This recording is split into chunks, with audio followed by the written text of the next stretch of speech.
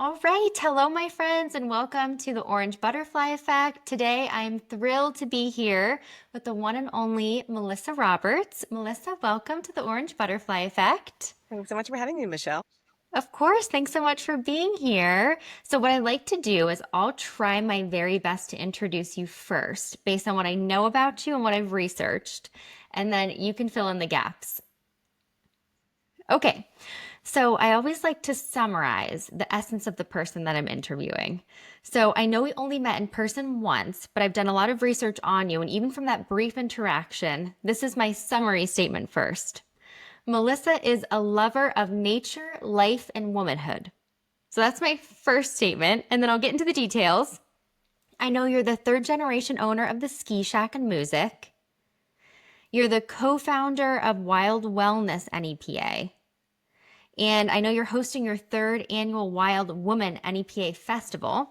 So we're going to talk about that. You're a community leader and advocate.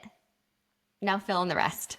Yeah, absolutely. So yeah, born and raised here in Northeast PA, and just world traveler, I guess you could add to that. So my degree is in Japanese, and so I kind of lived in Asia, traveled all around Asia, South Pacific, and then working I always say my soul-sucking career in corporate marketing for about 10 years, where I kind of had it all, but was feeling this discontent inside. And following the unexpected death of my mom in 2018, I brought on the family business and just decided to just transform it.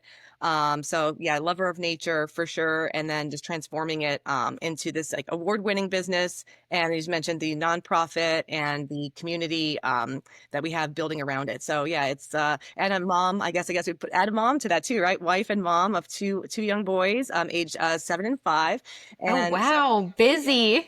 Yeah, yeah, yep. So I always say like I've been running the shop for about 7 years, and I have a 7 and a 5-year-old. So and plus COVID and all the other things like mixed into it. Yeah, so it's been a busy 7 years. I'm looking looking for things to kind of start to get a little easier, hopefully from now on. But that's difficult for me. I'm a very driven person, and I'm just really I feel like I'm just ignited with this purpose and this passion, and it's super exciting to be able to do this here in Northeast PA. It's definitely the place to be, surrounded by the gorgeous mountains and rivers and lakes and all the wonderful outdoor resources that we have here. And your drive and passion shines. And as I mentioned, we only met once in person, but as soon as we interacted, I could just tell that you had this strong love for the area, for what you do. It just shows in your smile. So thanks for wearing that on your sleeve. I think it's really vulnerable to be so open about the love that you have for what you're doing in the community, and also being able to bring the energy to share that with all of us and with me. Yeah, thank you so much. People ask me all the time, like, how do you get all this energy? And it's kind of ironic because I have like a medical condition, which actually just completely wipes me out. It's like, oh my gosh, if I go, food shopping, I have to take a nap. But this energy really is this life force. It's really my purpose. I truly believe that this is what I'm here to do. And I'm just so excited. And all of these events and these gatherings and meeting people like yourself, it really does energize me. And it just reinforces like, this is what I'm here for. And yeah, it's a very exciting time in my life. I'm really excited about it and hopeful. I didn't know that you were a world traveler, but that was a great fact to add to the conversation. And that leads me to one of the very first questions I have for you. And that is, when were you first exposed to nature in a way that made you feel so connected to it? Because we're going to talk a lot about the healing power of nature. So, did you have a moment? What was that like for you? So I grew up sort of my whole life, around nature.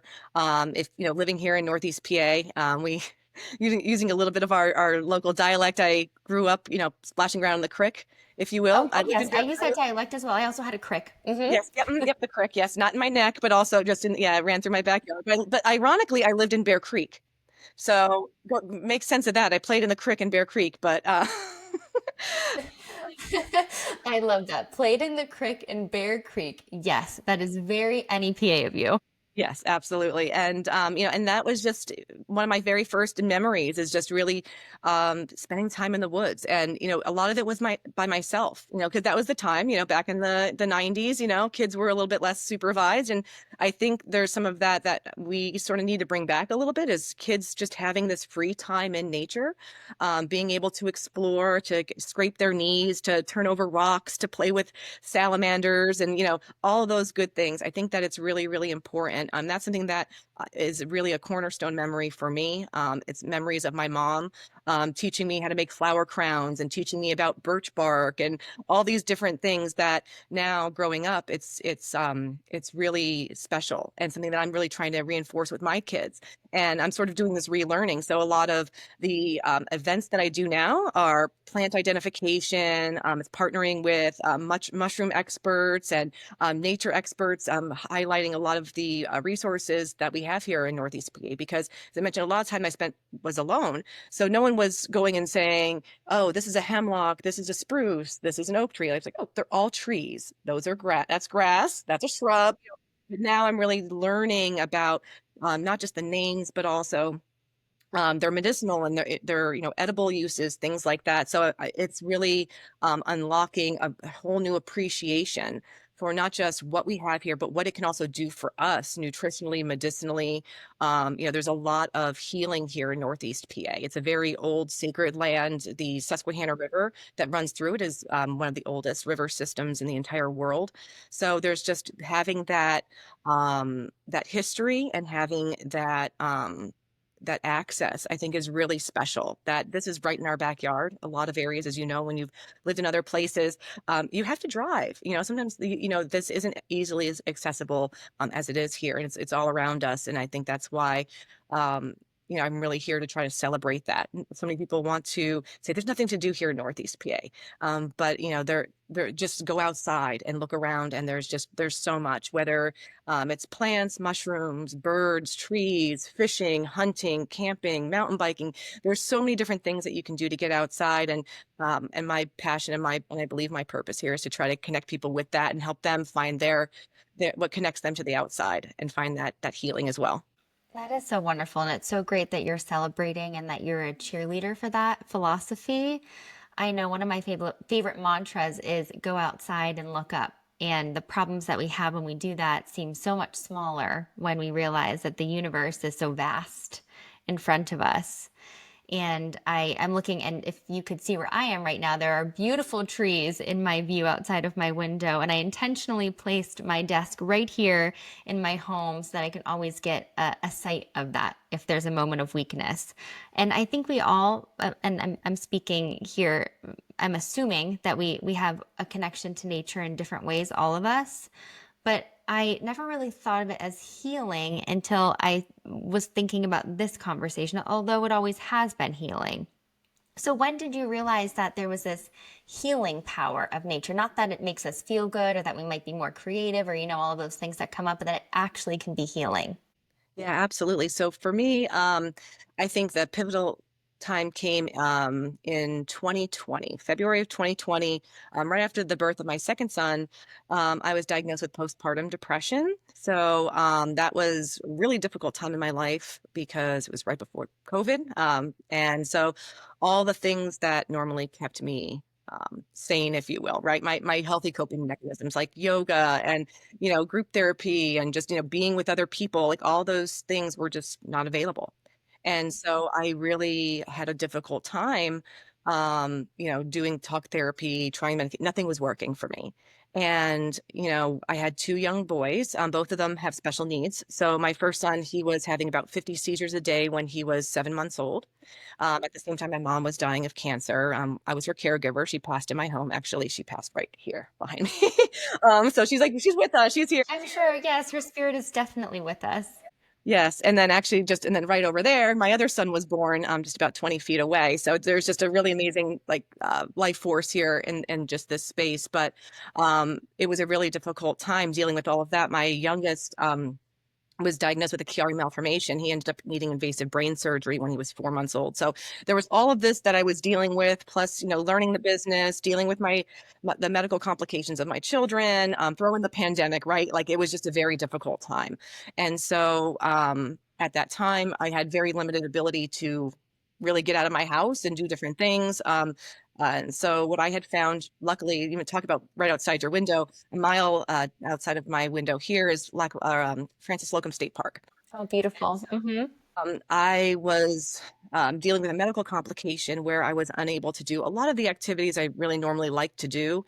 But one of the things that I found was paddleboarding. It it was 19 pounds. It was something that I could easily pick up. I could just pack in the back of my car, blow up in just, less than 10 minutes, get out on a paddle on the lake, and then just being on the water, feeling the sun on my skin, just feeling just the calmness of being on the water, the sights and smells, that multi-sensory experience of the birds and the rustle of the leaves and the smells of the ferns, like all of that was so deeply healing for me. And that was something that just getting out just a few times a week really truly saved my life. It really did. And I'm very open about that and the struggles that I had because it was so transformative. And I really believe that that was what um was the what jump started Wild Women NEPA, what really, led to so many other things as far as transforming my business. Without that experience, I don't think I would be doing what I am today. And it really did reignite that passion for me and show that, there is healing here. And as I mentioned, it's all around us. So when you think about Northeast PA, and you look at some of the statistics of obesity, mental health and substance use disorders, all of those types of things, can nature can help be a component in that healing and wellness component to it. And so that's just something that I really feel deeply passionate about, and science backs me up too. That's the best part about it. I'm a bit of you can kind of add neuro-nerd to my description as well. Oh, me too. I love that. I love learning. Noted, added. Traveler, Yes. road traveler, mother, wife, neuro nerd. There we go. Absolutely. Yeah. Once I learned about neuroplasticity, I'm like, wait, I can change, things can change, and like I'm not just stuck with the way that I am. And it just opened up so many just so much hope for me. And trying to give that hope to other people as well, and saying, even though you may have had struggles and trauma and whatever may have happened in your life, there is hope and you can heal. And the best way that I've found to do it is with other people, right? Coming out of COVID, I think we all realize that isolation is not good for human beings. We are socially connected beings. We need each other. So when we get outside and we move our bodies with other people, we're just amplifying those benefits. So, healing alone is possible, but when you do it with others in an authentic, connected way, the healing benefits, as you've experienced even at Passion to Profit, even though the goal of that was not healing, but it was connection, it was authenticity. You feel that energy, it changes you. You walk away a different person. And the connections, the relationships, whether, like you said, it's the relationship with others, but the relationship with feeling of something bigger than yourselves. That connection, right? Not only being connected to others, connected to ourselves, what we need, but then this feeling of being connected to something bigger and greater than ourselves. And I believe when you have those three, it's really, that's what sets us up for success, because research is showing that it's the quality and the connection, the social connections that we have that actually can help determine the quantity and the quality of our actual life. Our physical health can actually be so dependent on the social connections.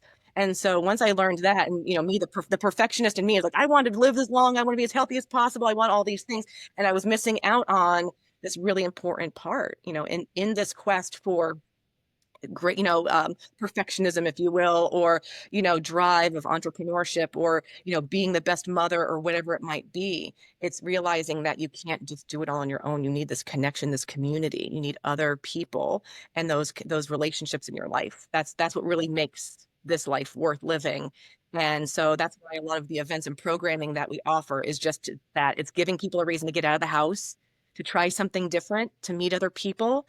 And whether it's a waxing workshop at Ski Shack, where, you bring your skis and snowboards in the back shop and we teach you how to wax it. People make it a date night. We've had fathers bring their daughters. I mean, it's just a great bonding experience.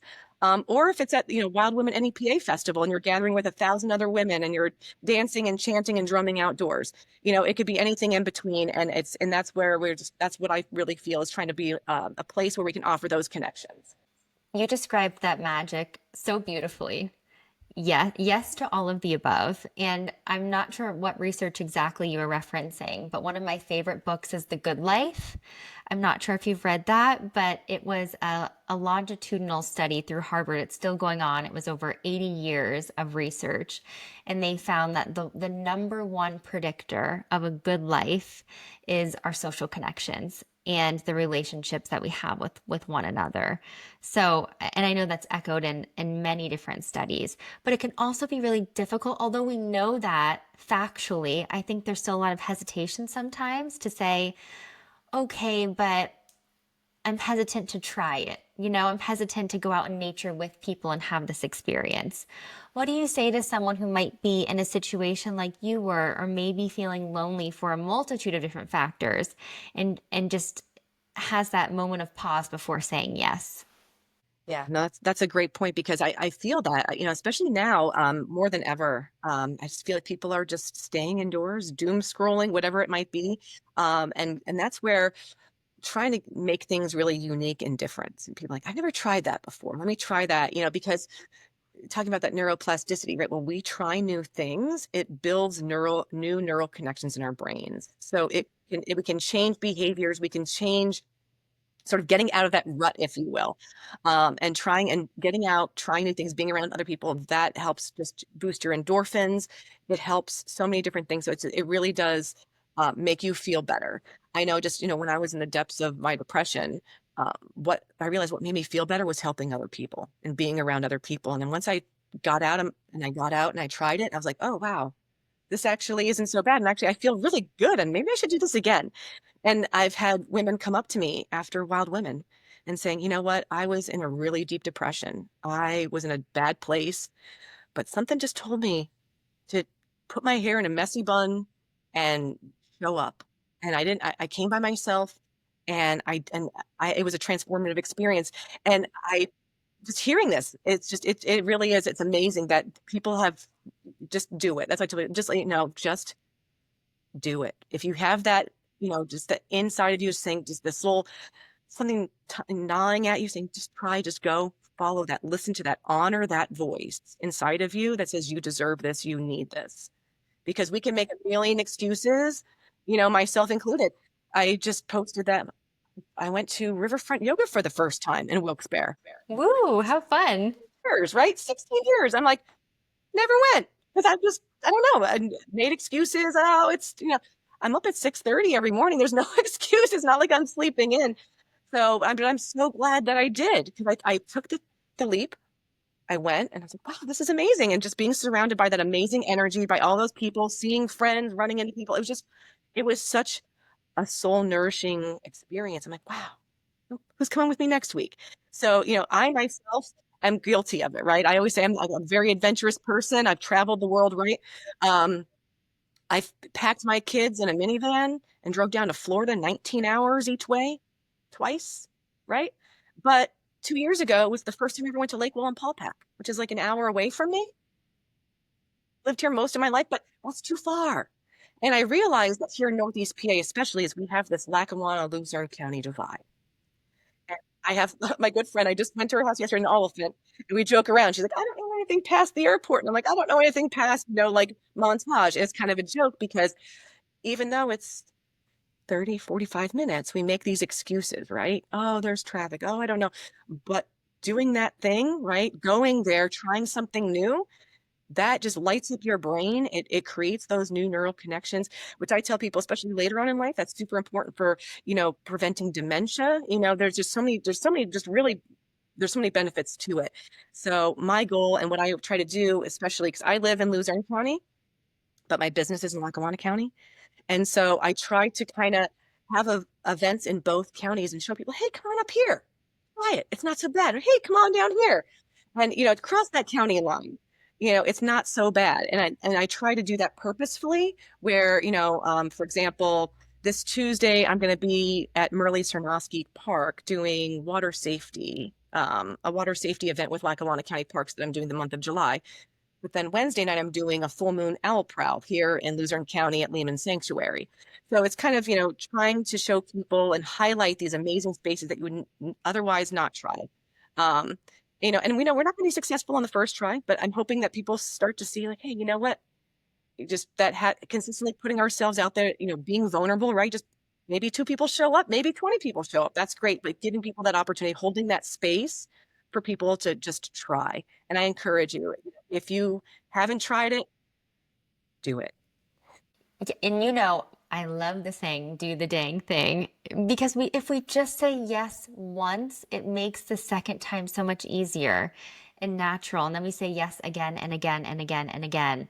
And the more times we experience something new, even if we don't like it and it's uncomfortable, at least it provides us with an opportunity to pivot and say yes to something else or realign, but we have to at least try even when it's uncomfortable. And I think that's what I hear most often when someone is hesitant about making the decision to register for an event or join a group exercise or go to a new workout class. It's like, yeah, but what about if we take away the but and just say, yeah, I'm going to do it and then see what happens. Yeah, absolutely. Indeed. Like oh no, I was gonna say it's like one of my favorite movies is Yes Man with Jim Carrey. And that was just very inspirational. Yeah, because it just really does show you that, there's so many opportunities. And so that's something where I think of a lot is just that, open yourself up and just say, just say yes.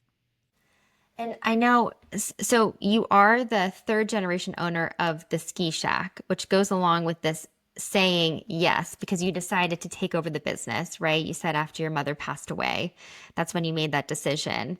How easy was it to say yes to that? Can you just talk to us about being a business owner? I know you're the owner of the nonprofit, but how did you decide to take that leap of faith? So something inside of me just my whole life just really knew I wanted to be an entrepreneur. And I just didn't know what. In my 20s, when I was working my soul sucking corporate job, I didn't know, what I wanted to do. I had my degree in Japanese, right? And I lived in Japan and I was like, well, what do you want to do? I'm like, I don't know. I guess I'll go back to Wilkes-Barre because that's where you use your Japanese degree, right? That makes sense. Um, but something inside of me just said, like, I had so much energy, so much drive. I knew that I wanted more. And when I stopped focusing on what I wanted to do, but how I wanted to live my life, to me, that was more important. What really evaluating in my quarter life crisis, around like 25, 26, I had this quarter life crisis. And like, what am I doing with my life? Did I end up where I thought I was going to be? And all of these things. And I realized to me what was most important was freedom. And it was freedom from an alarm clock, freedom from, I hate to say it, like a boss, but somebody telling me what to do and having like several layers of hierarchy and politicking and all of this because I just wanted to just help people. I just wanted to just do what I wanted to do best and follow my passion. And I didn't want to feel encumbered. So towards the end of my career, before the birth of my first son, I had a career psychologist actually did a whole battery of tests and said, my job is to try to help determine which pew people belonged in the church. He's like, but based off of your answers here, he's like, you're in a completely wrong religion. And that was for me, it was a wake up call. And I was like, wow, this, I got to rethink this. What am I going to do with my life? And then my son was born. My mom was diagnosed with cancer.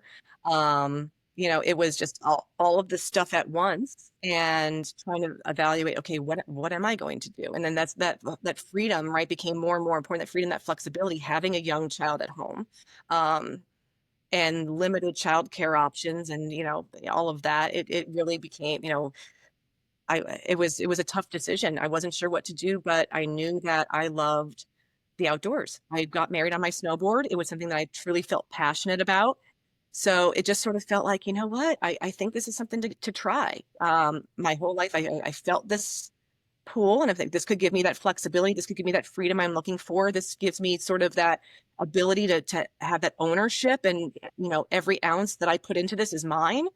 I'm not working for somebody else and driving millions of dollars in revenue for another company and, not getting anything in return. This is, and there's it's a lot of risk, right? You put a lot out there and you may not get back, back in return. So it's sort of, um, it was risky. I had to evaluate it, and then, it was costly and it was not given to me. So, there was I have other siblings as well. So that came with a whole, it was not easy. It was very challenging first few years.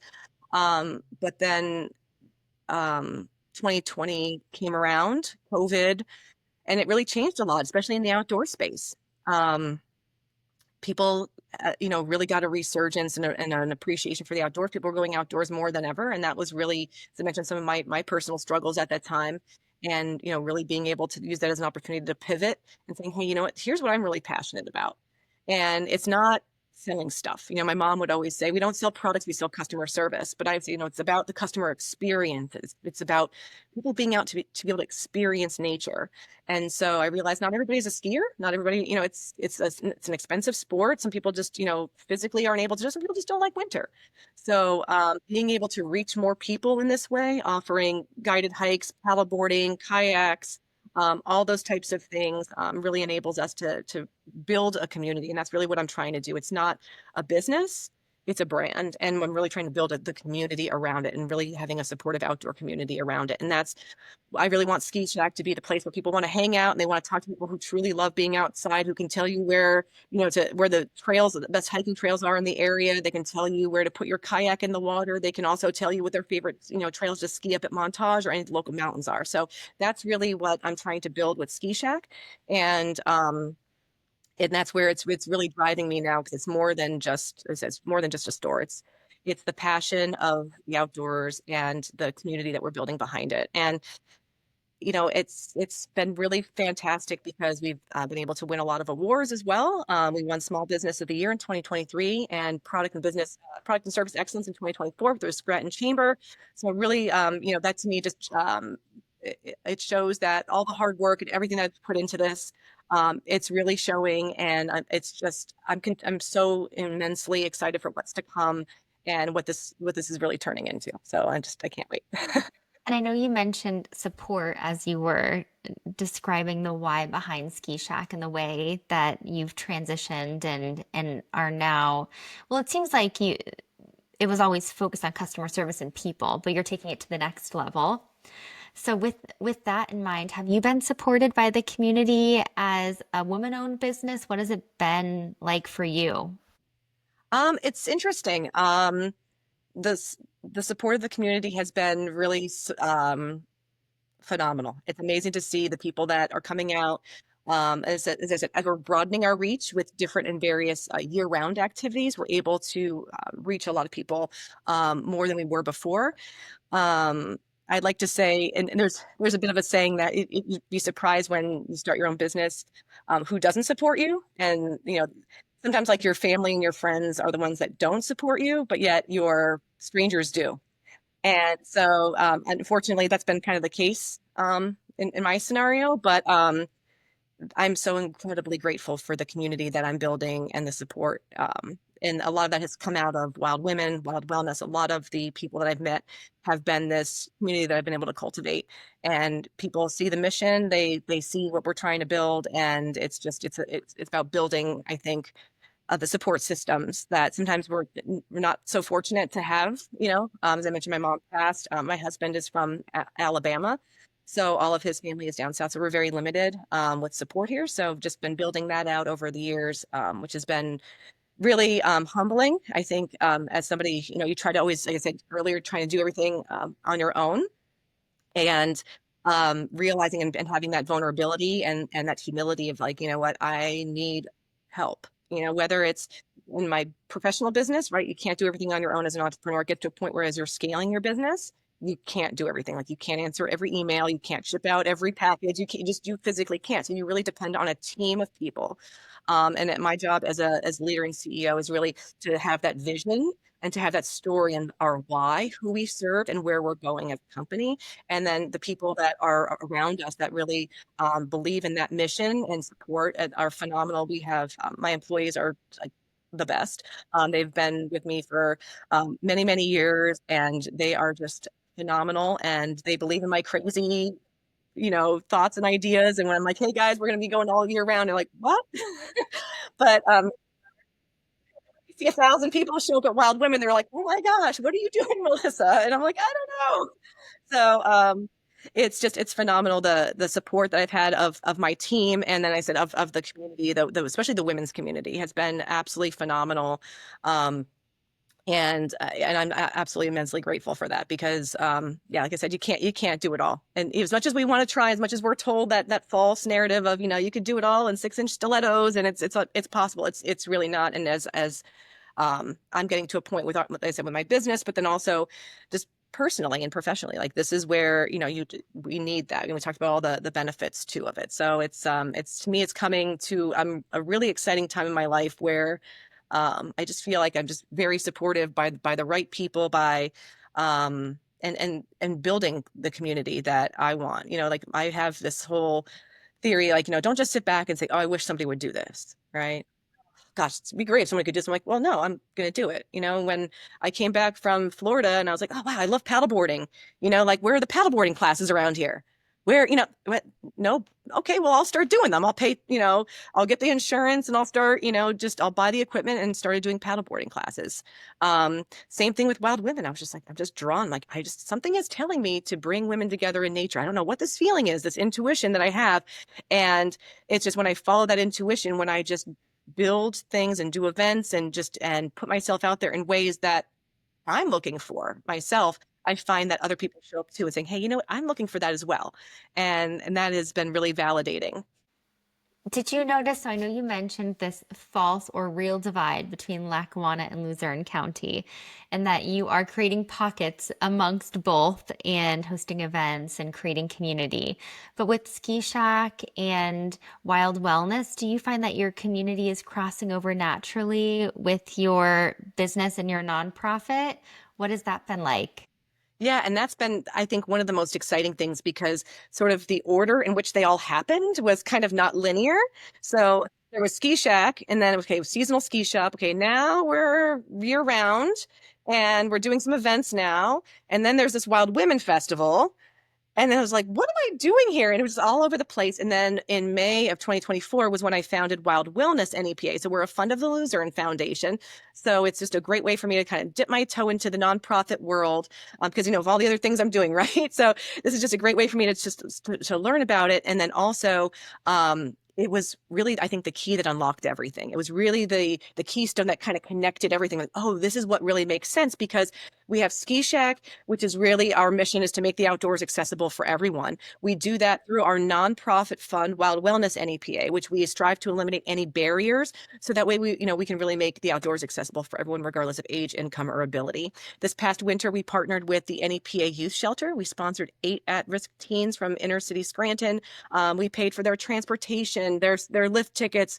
We got their rentals. We even gave them brand new clothing with tags on it because we wanted to give them that dignity, right? We don't want to give them like hand-me-down used stuff, right? You're teens. Like it's a hard enough being a teenager, right? But then, you want to have that confidence of having like, this is stuff that I feel good in, right? And they want to be warm and dry. So we gave them goggles and face masks and socks and all those things because we wanted them to be warm and comfortable and dry while they're having fun and building that resilience. So it's really a way to kind of, tie all that together. And then Wild Women is really that women's arm of Wild Wellness NEPA. So Wild Wellness NEPA, we really focus on women, children, and those underserved populations, especially with special needs. So Wild Women NEPA is really just sort of that women's division of it. And then I said we partner with other organizations like NEPA Youth Shelter. And then we're also hosting the Accessible Outdoor Day at Kirby Park on Saturday, August 2nd. That is a grant-funded event through the Luzerne Foundation where we're offering a full day of outdoor programming for individuals with special needs and their families and caregivers. So we're super excited about that event as well. And it's just, just I think the start of these amazing outdoor events to come and just really excited about being able to expand on our programming and strengthen what we're doing. And wow. I'm just going to say wow with a period at the end because that is just so phenomenal for our community. And thank you for pouring yourself into all of the above. How do you find energy to fill up your cup after all of that energy you extend to every single stakeholder that you just referenced. Yeah, and I think that's a really important point, right? Because, you just can't keep going and going. And so, for me, I try to schedule my time. I've learned that um, my business is very seasonal, especially with, the ski business where it's just super, super busy within like 10, 12 weeks. So I really try to just put things on my calendar and saying, hey, you know what? I'm going to take a day where I'm going to do something overnight, or I'm just going to go book myself a massage, or just go out on my paddleboard or go for a hike or something like that, where I really try to schedule that time to make sure I'm resting and really honoring that, because while it can be very energizing when it's done, it's sort of like, whew, okay. So the exhale. Eventually, there's an exhale. Yes, absolutely. So that's where, you know, typically the summer is kind of that break. I usually this time is where I'm taking the time to relax. But those who know me know that that doesn't happen. I'm always thinking of, because to me, it's fun. To me, it's exciting. It's fun. And I really do enjoy it. So I hate to say it's hokey, but when you love what you do, you never work a day in your life, and I really do truly love what I do. I love the people that we interact with. I love my staff. I love everybody that I come in contact with. It's really a fantastic feeling, and I'm so excited to be able to do this for a living. It's just like you used to talk about, like what you say to your 20-year-old self, right? Like I think about that and how far I come and reflecting on that, and I don't think I would see myself here. And I think if my 20-year-old self knew that I was here, she'd be very happy. She'd be like, okay, good, good. There's hope. You know what I mean? This is pretty good. All right, keep going. What advice do you have for those that might be in their early or late 20s now? I know you said you had your quarter life crisis in corporate America. What advice do you have now, having that moment of reflection for someone who may not be where you are quite yet? Yeah. For me, it's been about rest. Rest has been a big part of it. I was just recently diagnosed with a condition called Ehlers-Danlos syndrome. And so it has like this like list of like 80 different things that it can do to you. But like, overall chronic pain, fatigue, frequent joint dislocations. Like last week I woke up, opened my eyes, reached for my water, and my shoulder dislocated. Um, so it's just one of those things where that's why my son, my 4-year-old, had invasive brain surgery, was because they carry malformation from the Ehlers-Danlos. Most people don't get diagnosed until later on in life. Our mascot is a zebra, because when you hear hoofbeats, you think horses, not zebras. And so my whole life, I felt like people would say, "Oh, you're crazy. You're a hypochondriac. There can't be something wrong with you." Um, but I think, like, looking back on it, I knew something was wrong, but I had let other people tell me that. And I wish that I just listened to myself more, listened to my body, and didn't listen to everyone else around me as much. And I really just listened and honored my body in a lot of different ways, right? Resting when it was time to rest, listening, really honoring my body, making sure that it's getting the nutrition that it needed. Gosh, I know a lot of us in our 20s, right? We're just living off caffeine and, like pizza, right? And so for me, I think being kinder to myself, I wish I would have been kinder to my body, um, nutritionally, like rest, like I said, and then just making sure that I'm, really trusting myself and not listening to other people. That was really I was really heavily influenced by that, I think, early in my life. And I think that's what continued, because everyone would say, well, you've got the perfect job. You got everything. On paper, everything looked great, but inside, something was off. And, and I kept trying to push, maybe if, and I just kept pushing through and doing everyone kept saying, but I wasn't honoring what was true to myself. And so I would say just honor that. If you feel like there's this divide, some people, maybe they feel conflicted because their parents are maybe said, hey, you have to do this. This is what you need to do. They feel compelled to do what their parents are telling them to do, or what society is telling them to do. But I think when you're true to yourself, when you honor who you are on the inside, that just comes out naturally. And that's why it's just so easy for me to just talk about what I love. And this is why I feel like it's just flowing. I'm in that flow phase right now where things are coming to me. I don't feel like I'm resisting as much. I'm not forcing things. And I still struggle with this, is I like to have everything planned out. I like to know what's the outcome going to be. I want to be able to control everything. And I want to know what the outcome is before, I want to know everything. But living in that gray area, right? Knowing that, we don't have all the answers.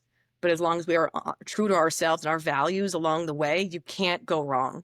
There's not going to be those what ifs, as long as you honor that, like you said, saying that yes, doing that dang thing, right?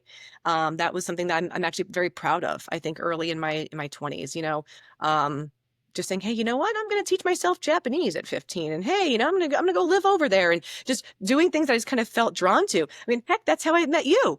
I was looking on Facebook, and I was like, this Michelle Conway, wow, she's amazing. I just got to reach something, just like, I got to reach out to her. I got to have her, like, and just following that instinct, that, and not questioning it. Yeah, but what if she's like, who the heck are you? You're a weirdo. Like, but that wasn't the case, right? But like, I was like, oh my gosh, but be honoring that, that little pool inside of us. Because when we just kind of stuff that down, we say, oh no, we give all these buts in all of the explaining, right? We get our prefrontal cortex gets online, and we start, planning it out. We start making all these excuses on why we don't do something. And then we look back, and then we have resentment, or we're like, oh man, look at that person doing that. I wish I could do that. It's like, you can do it, and it's honoring that and just saying you can do it, having that confidence. And so, yeah, just honoring that your body, what your body is telling you. And yeah, and just if you feel it, do it. Don't worry about everyone else around you, because sometimes those people, like I said, in my experience, aren't the ones that are going to be there supporting you along the way. And you'd be surprised who comes out of the woodwork and who does. And those are your real people.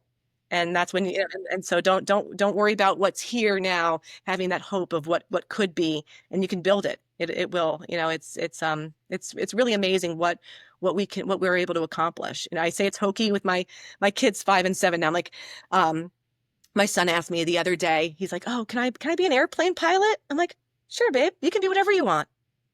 And, I remember that. I'm like, wow, in kindergarten, I said, you can do anything you want if you put your mind to it.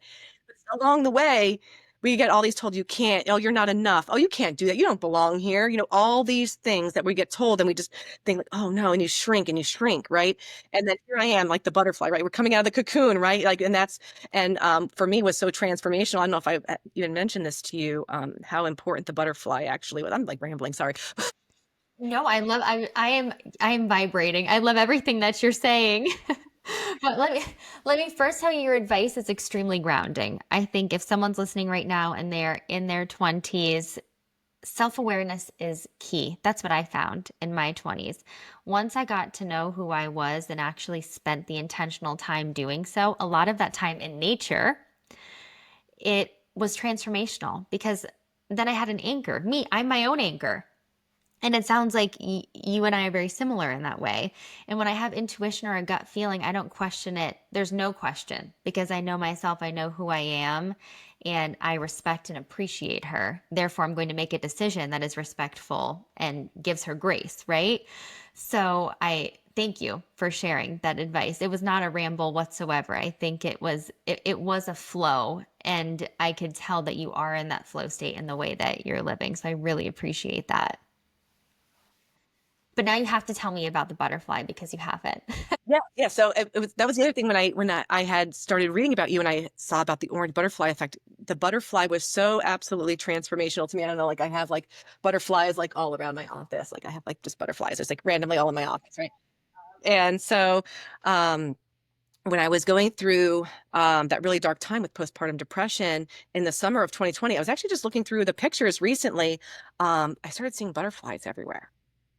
It was the most random thing. Never had seen them before, but like all of a sudden, like I found this gorgeous butterfly. It was caught up in like the blueberry netting around my plants, and then the weirdest thing started happening.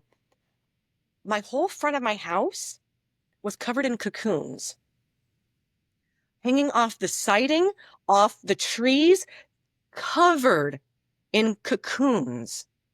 It was the crate, and I've been here for 12, 13 years. I've been living in this house. Never in the years before and never in the years after had this ever happened.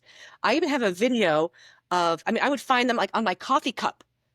I would have a coffee cup outside, and then all of a sudden there would be a caterpillar and like squirming, building a cocoon on my coffee cup after like 10 minutes of just sitting outside. I would find them. I found one, I have a video of it on my car tire.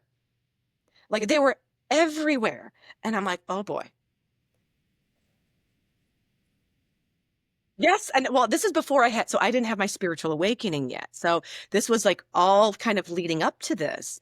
And it was just absolutely amazing. So at that time, then my whole spiritual awakening basically ended up with me just getting in the car and driving east, not knowing where I'm going until I hit the ocean. And so you talk about break, right? Like this, I needed a break. I was like, okay, I'm at a breaking point. I've got my kids 24/7. Literally, there's no break. So I got in my car. My husband was home. We had childcare. The kids were okay. Um, but I just took off and I had no plan. Didn't know where I was going. And I ended up at this bed and breakfast. And it was like this kind of start of that transformation. And I started seeing like butterflies. It was kind of like leading up to this moment. And the butterfly was an incredibly profound symbol of kind of where I was in this transformational stage of just like, I was goo. I was in the goo stage of just like, I'm in this dark place. I don't know what's going on. And I just had to trust the process. And when I came out of it, I had this just sense of, okay, this is my purpose. It's connecting people outdoors, expanding the business. And then it was just like boom, boom, boom. All of this just kind of is falling into place, like that flow. And it's been absolutely transformational. So when I saw yeah, it was like, it was meant to be like and connected. Every time I see a butterfly, I'm like, oh, this is it. Yeah, I know it's just a sign from the universe that we're, meant to be connected. Yeah, and I know you talked about neuroscience, but in neuroscience and neuroplasticity, when we start to look for things and have that symbol, maybe the butterfly wasn't something you were intentionally looking for, but it found you. But if we say, every time I see, mine was a ladybug. Every time I see a ladybug, I know that I should keep going. And then I would see a ladybug at these really opportune times where, I didn't maybe know in that moment that I was challenged, but it was critical in decision making. And it kept coming up over and over and over again. And maybe that's just because I set the intention that there would be this symbol. But the more that we look for the red car or the butterfly or the ladybug, the more we see it. And then we're open to those opportunities. So if anyone's listening and doesn't have a symbol, try it out, right?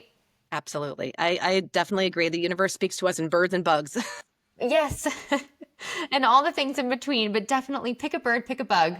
Yes, absolutely. Yeah, my mother, I swear she's a cardinal. There's this cardinal that shows up every day in my yard. And I swear and then it was weird. I started seeing this cardinal. And then as I was going through her things, I found out she had all these cardinal things. And I didn't realize it. She had glasses with cardinals on them. I'm like, what? I had no idea. So it's just one of those things that it's one of those things. It means a lot. Having that hope, right? Just like keep going. It really does mean a lot. I'll just say a very quick story about my ladybug. So I'm currently a PhD student, and I'm nearing the end of my program, which I'm very excited about. But there was a moment in year two where I was sitting in a class, and the whole class I was just thinking, I just don't have the energy to continue on. I love this. Maybe someday. So the whole time I was really planning my exit, like for the whole however long the class was, let's say 2.5 hours. For 2 hours and 29 minutes, I was listening with one ear and the other ear, I'm like, all right, how do I get out of what I've just committed myself to? And then at the very end of the presentation, one of my professors, he's an artist and does some art as well. In the last, I don't know if it was his home screen or his lock screen, but when he turned off his computer, a drawing of a ladybug emerged. And just a few days before is when I set this intention, like, kind of show me the way. And I knew, like, no way, I am committed to this. And isn't it just funny how things show up in those moments for us? It really is. It really is. Because I feel like, if there's a plan, if we've already planned this out, if this was kind of meant to be, it's helping us align on our path. Whether, if you see multiple numbers, some people are into numerology. And if you see a certain set of numbers and things like that, I think we all find a way to, like you said, what's so important is that connection of feeling like there's a bigger plan out there, right? We're not this nihilist kind of like, this is all there is. And, there's nothing worth living for, right? Like having this hope, having that there is this big, amazing universe out there, this plan and this life force that connects us all, right? All living things and being tapped into that. And it's just an absolutely magical feeling. So, yeah, I think opening like the more I mentioned neuro-nerd, but I'm really into quantum physics. I don't know, like I really get, the more I learn about, and I'm not like a science person at all, but the more I learn about it, the more it connects me with sort of this spiritual kind of mystical energy. And it's really, it's a profound feeling. It really is. And having grown up, religious, if you will, growing up in that, it's a different feeling. And it's, I think, making me a more mindful person about, that intentionality of, how I'm showing up in the world, but also the decisions that I make, how they impact the people around me, whether it's the brands that I bring into Ski Shack, right? Making sure that they're sustainable, they're fair trade. I think it's about that authenticity, right? Knowing, I think you said it perfectly, just knowing who you are, right? And respecting who we are, and making sure that every decision that we make honors that, and good or bad, right? Like, so we're not perfect. So, sometimes we try to make decisions with the best tools that we have and the information that we have available. But, that authenticity, I think being our authentic self, not trying to be somebody else, and really just being grateful. For me, I think one of the most transformative practices was that of gratitude. What got me through those 20s when I was just like, what is going on? Even in my postpartum depression, it was just being grateful, for the blue sky, for being grateful to being able to drink the water that comes out of our sink. All those little things, can really make a profound difference. So wherever you're at, good days or bad, sometimes, like, I know I'm so grateful and thankful for, what I have right now in my life. But I also remember a time where it was really hard to think of those things. And so I am trying to also realize that people are on different stages of their journey. And I'm really grateful to be where I'm at now. But, healing is linear, right? So we all have good days and bad days. And I think that, honoring everyone at their step of the journey, and everyone's just, making that opportunity to just be the best person that they can every step of the way. And just my job is to continue to connect, trying to connect people with each other, um, organizations and, individuals. Yeah, people, connecting people with nature. I think that's just really, that authenticity, that connection, is just, I think, what's been, those kind of words have been really important and transformative for me as well. And it's so clear that you are a healer yourself and a giver. But what are you most proud of in reflection? I would say, probably for just how far I've come. Honestly, it hasn't been an easy life, and I'm kind of, the older I get, the more I'm realizing that, unfortunately. But really, saying, hey, you know what? Where you've come, and all the challenges right along the way. At the time, we're just sort of like, why is this happening to me? Why, but I believe you can't have the testimony without the test. And I do believe that, um, that all of the things that have happened up to this point are necessary for me, to be the person that I am, to have compassion for others, to have compassion for myself. That hasn't come easy. And I think that, I'm really happy for where I've come in this journey, and I'm proud of that, because, um, I think I was kind of a jerk, maybe not a jerk, but like walking around with a chip on my shoulder, thinking like the world owed me everything and was an excuse for bad behavior. And now I think I'm certainly working on that. But I think that, like, realizing, especially with my kids, how important it is, because they are so impressionable. And this is the next generation. They listen to every word that I say, and it's such a profound impact. So it's really put me and my behavior and my, good and bad, under a microscope. And I see such amazing things in my kids that makes me so proud. But then sometimes I see some things, and it's like, oh no, do I really do that? And so, kids are our mirrors. And for me, it's been seeing the good and the bad, and realizing that I've come a long way, because I never thought I would even have kids, to be quite honest. I, like, did not like kids at all. So I'm like, okay, I'm definitely moving along that continuum. And, I'm just, yeah, I'm for how I'm able to show up for them, because they need a lot of support. They need an advocate. They need someone to really fight for them. So, to be able to be where I'm at, I have had to fight for myself to be where I'm at. I can't fight for them if I can't fight for myself. So that's where I've had to learn how to show up for myself. Like I said, giving my body everything it needs, so that way I can be healthy and strong for my kids. And that's where I think, I'm hoping to be a good, role model for them. And, that's where I think I'm most proud of right now, is just seeing that in my kids, seeing that, they're taking the good and the bad, like, my son, I taught him how to, breathe in the flowers, blow out the birthday candles. That's kind of one of the things. That's what we do for emotional regulation. And that was something that God taught him, which was really difficult, when he's having a tantrum and I'm like, blow out the birthday candles, buddy. But now if he sees me getting upset, he goes, Mom, blow out the birthday candles. And so it's sort of like, okay, if I can teach my son, like no one taught me that, like I grew up with not the best role models in terms of emotional regulation and things like that. So, that belief, like, oh gosh, I'm going to pass this down to my kids. But you know what? We do have that power to change. There is that neuroplasticity. We can change, and finding those ways to help facilitate that change, and then also, and so I don't pass that down, and I can be that good role model. So that to me is, that's um my reason right now. That's really, it's lighting the fire into my butt. And it's like I said, it's been challenging, but it's been the most rewarding thing, and I'm very proud of where I've come with myself personally and with my kids. And it hasn't been easy, but I'm very proud. That's one of my very favorite questions to ask. And I know I give you a few questions to think about before the show, but I hope when you're reflecting, I know again that you extend yourself to so many others. So I hope that gave you a chance to really be proud as you were thinking about, what makes you proud. I hope you had a moment to celebrate yourself too.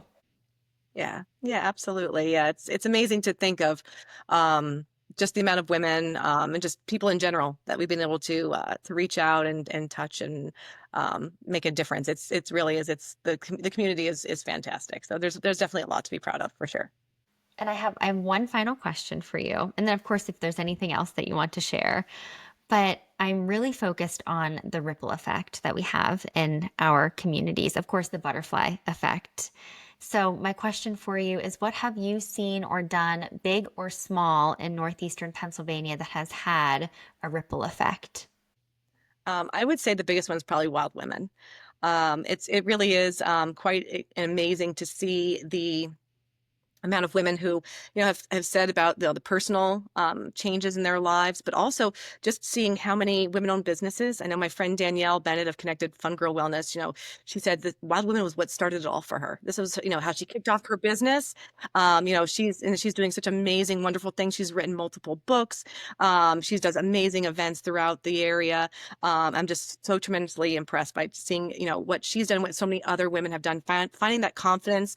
We try to give women, that platform to be able to bring their handcrafted goods and their services and what they're bringing to the community to an amazing audience, and really to uplift their voices, and give them the ability to market themselves and what they're offering. So it's just the women that we've been able to reach, the businesses that have grown from this, and the offshoot events. We had the Passion to Profit Women Small Business Summit, and then all the other events that we've been able to kind of, build off of the success of that. And then we're also seeing other events that are very similar in the community. We're seeing now more women-centered, new moon meetings, full moon get-togethers. There's women's, self-defense classes. There's other, just wellness festivals that are happening all throughout the area. So I really feel like when Wild Women happened, it was sort of like, what is this? Everyone was like, they didn't know what it was. And everyone's like, they didn't realize they needed it. And then it's like, it's kind of changing norms now. And everyone's like kind of expecting this, like they want this, like we want to get together in nature. We want to have more wellness focused, activities, because I feel like as someone, especially like who myself, um, I'm on a continuous journey of self-improvement, and events that are centered around just drinking all day are just not appealing to me, just where I'm at in my stage of life, because that just my body does not process alcohol like it did in my 20s. But also too, as a mom, as someone who's just in just a more of a self-improvement mindset. There's been so much in the area that there's so many great events and things like that, but they're so focused around alcohol. So I'm really happy to see that we're highlighting all the wonderful things that we have in this area, that people can have a healthier lifestyle. And there's just so many different amazing, whether it's yoga studios, whether it's, people that are doing art and music therapy. There's just so many different ways that people can heal. The sad part is, and one of the things I'm hoping to continue to help address is, I feel like in the holistic wellness community, there's a disconnect, where the services exist, but unfortunately they're not covered by insurance. And there's a whole community of people that would really benefit from them. I know myself, acupuncture was so incredibly healing for me, but it can be cost prohibitive for so many people. And at the same time, holistic practitioners are really struggling with how do I get my services to a community of people. So I see this disconnect, and I'm hoping to sort of, with Wild Wellness, sort of bridge some of that gap. So that was kind of our goal, is being able to bring nature and holistic wellness based activities to the groups that really need it, that are facing those barriers to that. So that's kind of where that we're seeing this ripple effect, where Wild Women kind of started off as this 1 day festival, and now it's turning into, we're heading up to our third summer festival, which is happening on Saturday, August 23rd.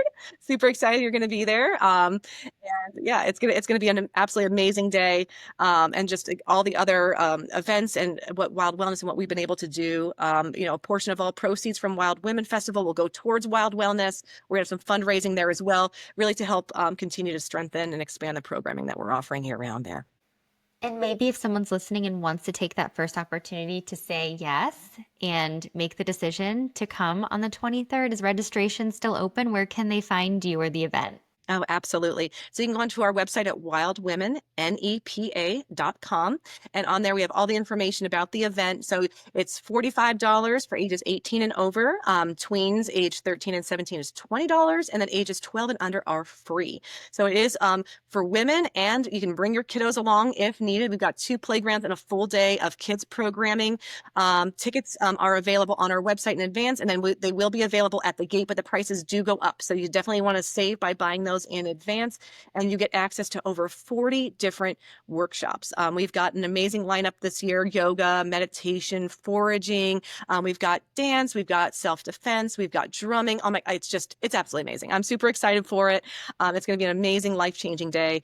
Absolutely say yes. I mean, it is such an amazing value, and that's something that I really try to do with all of my events. A similar event of this scope and value would cost you at least $100, if not up to $2,000. There's a women's festival that costs $2,000.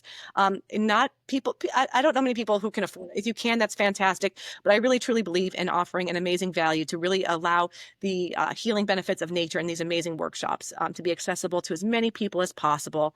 That's why we also partner with a bunch of women-centered nonprofits. We offer free tickets to women in financial need. Heck, the first year, my husband loaded up a van full of women from Ruth's Place so that they could enjoy the full day of healing from Wilkes-Barre up there. So, it really is about women getting the healing that they need. So if there are any women that have a financial barrier and want to attend, please feel free to contact us at wildwomennepa@gmail.com. We do provide scholarships to women in financial need, because as I said, it's about community. It's really about making sure that as many women as possible and many people can feel the therapeutic healing benefits of nature. Amazing. I'll make sure I'll add that all in the show notes too, so that people can find you and hopefully see us. If you come to the event, they'll already have friends. We'll be there. Absolutely. Come alone, come with a group.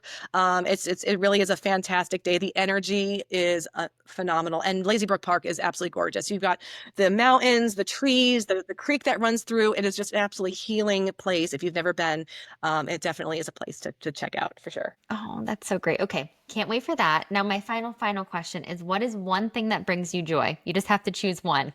Just one. Oh boy. Oh gosh. I would say, well, nature. I have to say nature, right? I thought maybe you would. Yeah, definitely would have to be nature. Anything in nature. And actually my new favorite thing, like, talking about earlier, just this intuition. So I'm gonna kind of, if it's okay, I'll kind of do a little hint of what I have to come with Wild Wellness and Wild Women is right here. So I have something has been drawn inside of me. I am being drawn to drumming. So we will be drumming at Wild Women. We'll be drumming at the Accessible Outdoor Day on August 2nd as well. But I'm being drawn to doing hiking and drumming, women's full moon drumming circles. So look out for all of the amazing drumming programming that we're going to have, because I'm just super excited about just the healing benefits of drumming, that from vagus nerve stimulation, just somatic body work, and it's accessible. It breaks down language barriers, it breaks down physical barriers. We have adaptive mallets for those that have adaptive needs. So I'm just super excited. I'm working on my drum circle facilitation for those with disabilities right now. And I'm really super excited to be able to bring this to the entire community. I really feel like this is just going to be like the start of something amazing. So this is like, yeah, the next phase. So Oh, that was a treat. The next phase of the metamorphosis, this is the next. indeed. Melissa, thank you so much again for being so vulnerable, for reminding us to go in the creek or crick if we haven't been there. Turn over a leaf, turn over a rock, step outside, look up, all of the things that we talked about, use our intuition when making decisions. And thank you for bringing all of this to our community, to women specifically. And I just cannot wait for August 23rd for this big celebration to pull it all together. But I really appreciate your time. No, absolutely. Thank you so much for having me here. I'm just so excited that you're a part of our event on the 23rd. Can't wait to see you then. I can't wait. And then for all the listeners today, find one thing that brings you joy today.